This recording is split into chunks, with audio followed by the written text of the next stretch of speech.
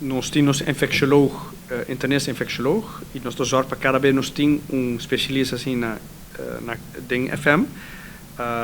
Nós não temos em dienst permanentemente, mas nós temos uma estrutura cada vez via Amsterdam nós temos especialista assim em casa. Nós temos também nos verpleegkundigen especializados em infectieziekten.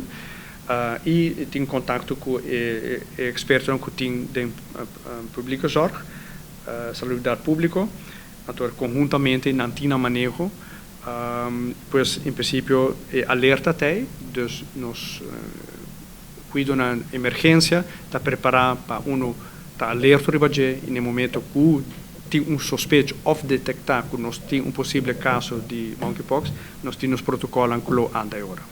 Então, se nos prepara, sim, nós estamos preparados para, tem na desgraça nada.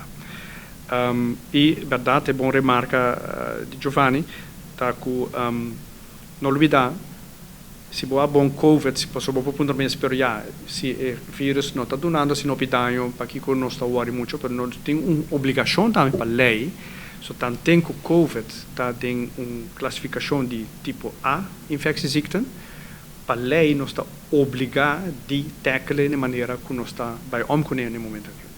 É obrigatoriamente nós temos melden na salubridade pública e dus uiteindelijk na RIVM também. E nós está obrigado a atender com ele no sentido que porta perigo grande para a comunidade. Dus vamos tomar a sério, atacar a sério, vamos isolar e provar de eliminar o mais pronto possível. Em princípio, para o que se gomina classificar o monkeypox também como tipo A, infectieziekte. Pois também lo há atenção devida e está essa atenção devida acaba e vamos esperar que nós tenhamos suerte que não ninguém que bandra.